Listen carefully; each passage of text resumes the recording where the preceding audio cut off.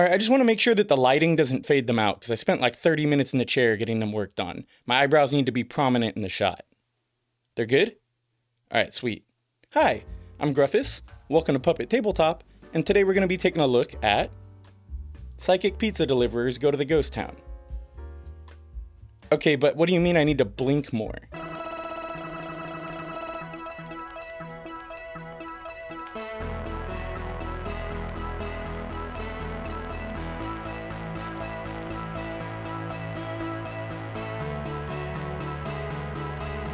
Halloween.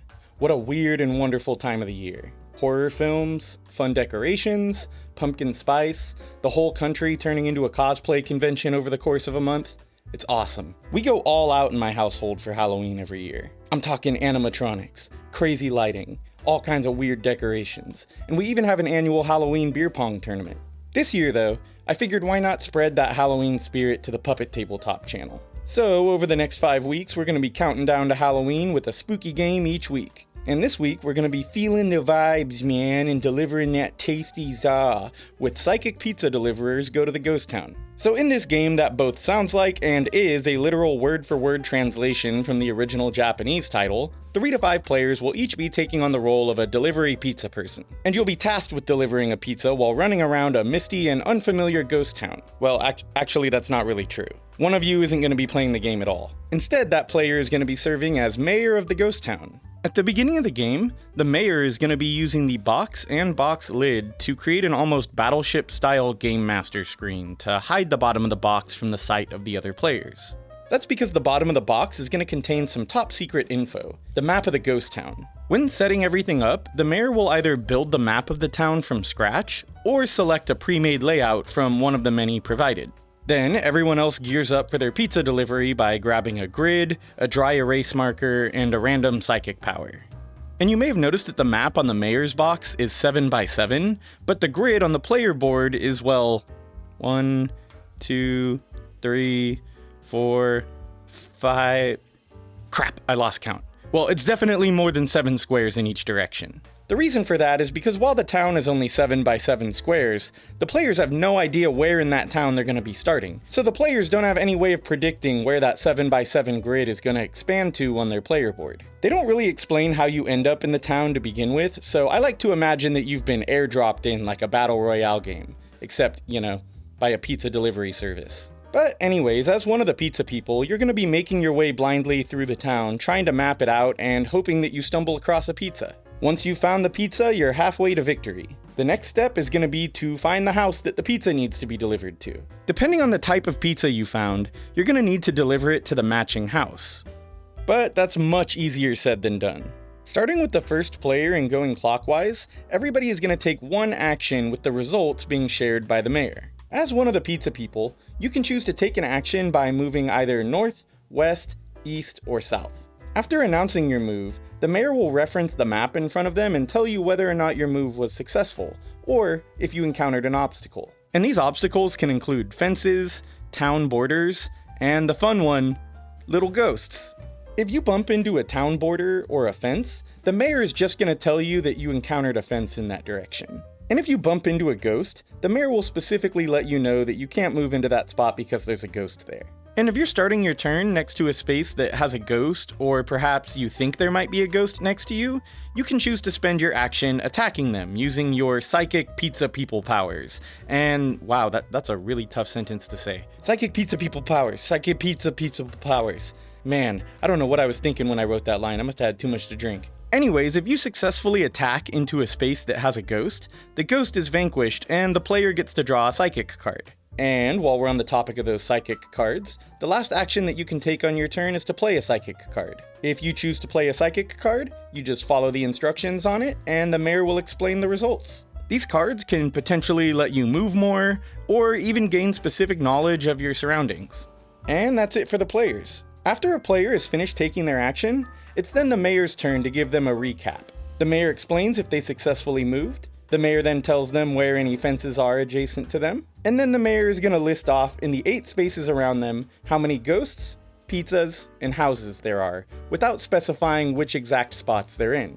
All the while, the players are making notes on their player boards to try and flesh out the map so that they can make more educated decisions moving forward. And so the game continues, moving from player to player, with each player taking one action and then receiving a report from the mayor. And as this continues, the first person to both pick up a pizza and deliver it to the correct house is the winner.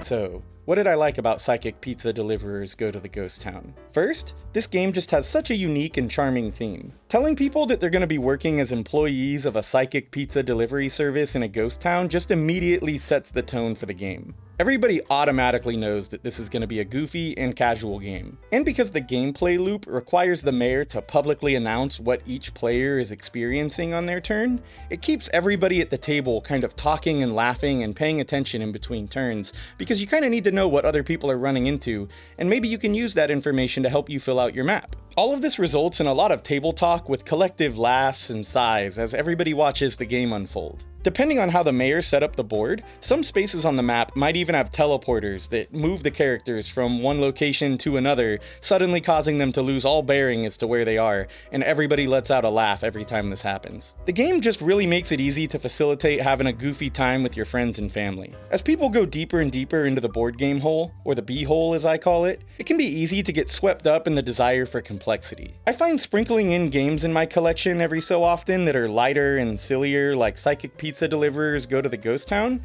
serves as a good reminder that fun doesn't have to mean depth and complexity. Sometimes it's just nice to have a goofy time with your friends. Also, if you have a group where at least one person is an experienced game master or perhaps storyteller from another narrative tabletop game, you're gonna have a great time with this. Having that person take the role of mayor can really elevate the game, as they can add some wacky, fun, creative, and improvised descriptions as to what the players are encountering and doing on their turn. It adds a nice theatric flair that can really elevate the game if that's the type of thing that your group enjoys. I also feel like the art in this game does a pretty good job of evoking the vibe that the gameplay tries to cultivate. It's got this sort of chibi adjacent style that does a good job of teeing up the atmosphere for everybody to laugh and not take things too serious, which in my opinion is the type of environment where this game really thrives. This carries over to the components that the mayor uses to build the city as well. All of these little wooden bits and tokens match the art style perfectly. And lastly, it's the best bit of every review. It's box time!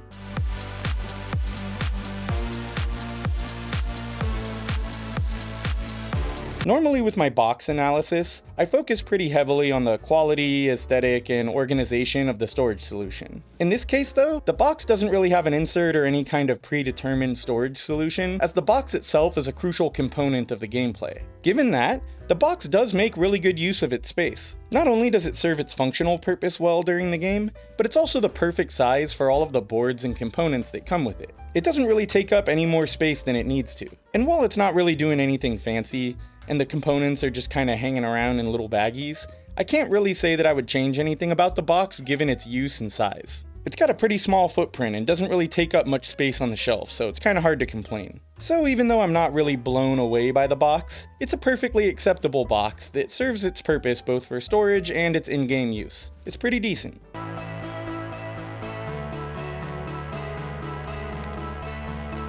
So, what did I not like? Well, I've got a handful of things that I want to bring up, so sit tight and listen closely as I preach from atop my high horse. For me, the biggest issue that I had with the game was the level of impact that luck and randomness had on the game. At the beginning of the game, you barely have any information about what's around you, so you kinda just need to pick a direction and start moving. The problem is that some people just get lucky and pick the optimal direction right out of the gate, unknowingly heading directly towards the pizza. But the opposite is also just likely to be true. Players might just end up stumbling off in a direction that has absolutely no value to them. They could just spend the majority of the game bumping into walls and wandering around aimlessly. This level of unpredictability wouldn't be too bad if there was a solid catch-up mechanic in the game.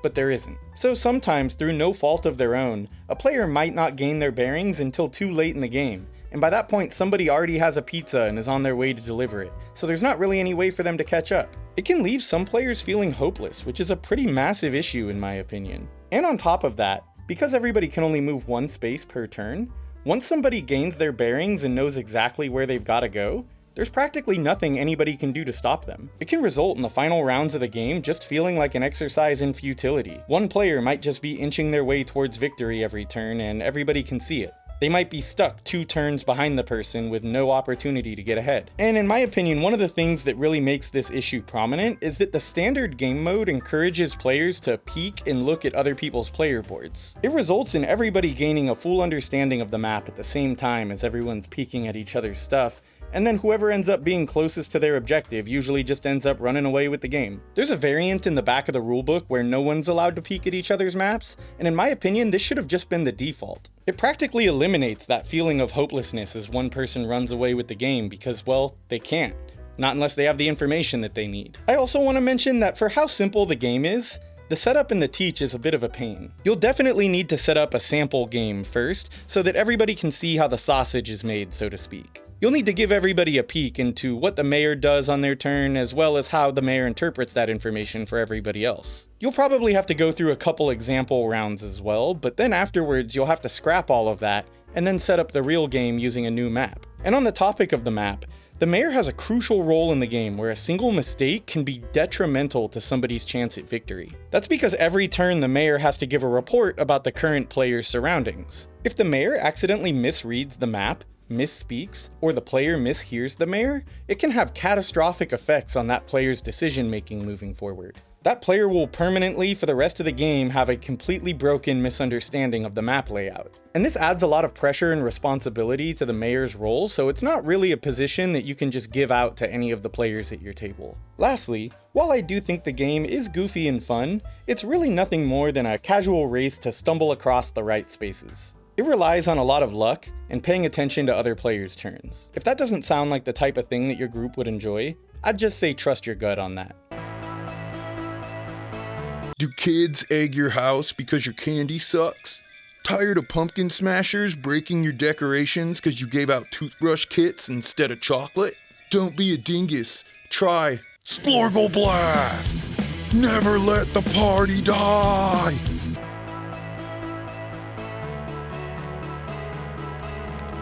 Now for the solo mode review, please welcome our resident solo reviewer, Mortimer. Hey, Gruffus. How's the solo mode? There's no solo mode. Thank you, Mortimer. Oh, wait. I gotta ask you something. What is it? Okay, so like the whole review, you keep referring to the pizza delivery people as pizza people. You know they're just regular people delivering pizzas, right? They're not like sentient. Of course I know that. People. I mean, who doesn't know that? I totally knew that. I knew that. Okay, it's just like you sounded though like you thought they were walking, talking pieces of pizza, and I just want to make sure that you know that they're not. Maybe you just thought that I didn't. I mean, I totally knew that. Okay. Okay.